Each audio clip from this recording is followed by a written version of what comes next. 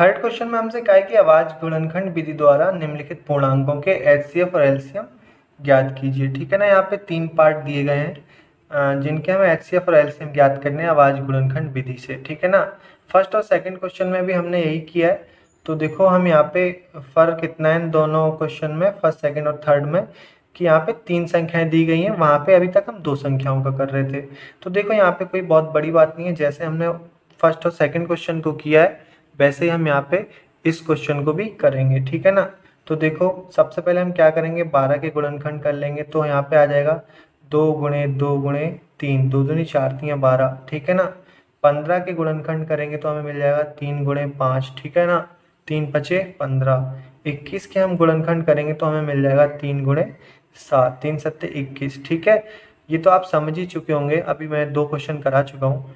ठीक है ना, तो देखो अब एचसीएफ क्या होता है, यहाँ पे एचसीएफ क्या होता है कि इन तीनों में जो कॉमन फैक्टर है, देखो इन तीनों में कौन सा कॉमन फैक्टर है, 3 है, एक इसमें भी है, इसमें भी है, इसमें भी है, 3। ठीक है ना, तो इसका एचसीएफ क्या हो जाएगा 3। इसके अतिरिक्त इसमें और कोई भी कॉमन गुणनखंड नहीं है। एलसीएम हमारा क्या होता है, एलसीएम होता है एचसीएफ इंटू बचे हुए गुणनखंड। देखो तो 3 तो हमने ले लिया, देखो ये वाला पेयर तो हमारा बन गया। ठीक है ना, अब जो इसके अतिरिक्त जो बचे हुए गुणनखंड हैं वो क्या हो जाएंगे, एलसीएम।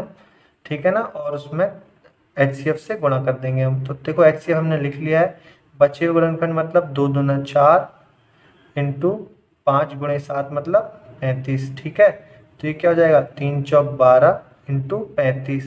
तो देखो एलसीएम कितना हो जाएगा हमारा, 12 पंजे 60 हासिल 6, 12 तियाँ 36 और 6 42। ठीक है ना, तो एलसीएम हमारा कितना हो जाएगा 420। ठीक है ना, चलिए देखते हैं इसका सेकंड पार्ट। सेकंड पार्ट में देखिए हमें दिया गया है 17, 23 और 29। ठीक है ना, तो देखिए जब हम इसके अभाज्य गुणनखंड करेंगे, 17 के अभाज्य गुणनखंड करेंगे तो आएगा 17, देखिए 17 से कटेगा और 1 से, 1 गुणा 17। ठीक है ना, 23 हमारा किससे कटेगा, स्वयं के और 1 के अलावा किसी और संख्या से नहीं कटेगा, ये अभाज्य संख्या है। ठीक है, 29 का हमारा क्या आ जाएगा अभाज्य गुणनखंड, 1 गुणा 29। अब आप सोच रहे हो कि यहाँ पे 1 लिखा है, यहाँ पे क्यों नहीं लिखा है, तो भैया देखो यहाँ पे जरूरत भी नहीं थी, क्योंकि 1 की जब हम मल्टीप्लाई करते हैं, जैसे 3 आया और मान लो यहाँ पे 1 होता। ठीक है ना, तो अगर मान लो हम यहाँ पे 1 भी लिख लेते तो 3 एकन 3 ही होता ना। तो इसी तरह से यहाँ पे भी देखो, अब यहाँ पे हमें नीड है, क्योंकि 1 के अलावा और कोई भी कॉमन ओवेनिष्ठ गुणनखंड नहीं है। ठीक है ना, इन तीनों संख्याओं में देखो 17 में 1 इंटू 17, 1 इंटू 23, 1 इंटू 29। ठीक है ना, तो एचसीएफ हमारा क्या हो जाएगा, यहाँ से एचसीएफ हमारा 1 हो जाएगा। ठीक है, एचसीएफ क्या हो जाएगा हमारा 1, और एलसीएम क्या हो जाएगा हमारा एचसीएफ इंटू बचे हुए पद। ठीक है, बचे हुए गुणनखंड तो कितना हो जाएगा, देखो जब आप इसकी मल्टीप्लाई करोगे तो आ जाएगा 11,339। ठीक है, ये इसका एलसीएम हो जाएगा। ठीक है ना, चलिए देखते हैं इसका थर्ड पार्ट। थर्ड पार्ट में 8, 9 और 25 का निकालने को हमसे कहा गया है। ठीक है, तो देखिए यहाँ पे हम क्या करेंगे, 8 के गुणनखंड हमारे क्या हो जाएंगे, 2 इंटू 2 इंटू 2, 2 दूनी 4 दूनी 8 हो जाएंगे।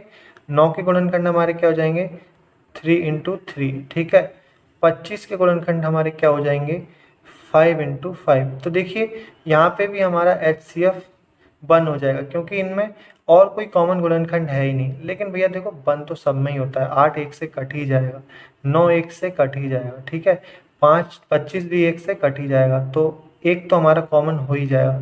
ठीक है ना, तो ये क्या हो जाएगा हमारा एचसीएफ। एलसीएम क्या हो जाएगा हमारा एचसीएफ, ठीक है ना, इंटू बचे हुए पद, 2 दूनी 4 दूनी 8। ठीक है, इंटू 3 तियाँ 9 इंटू 5 25।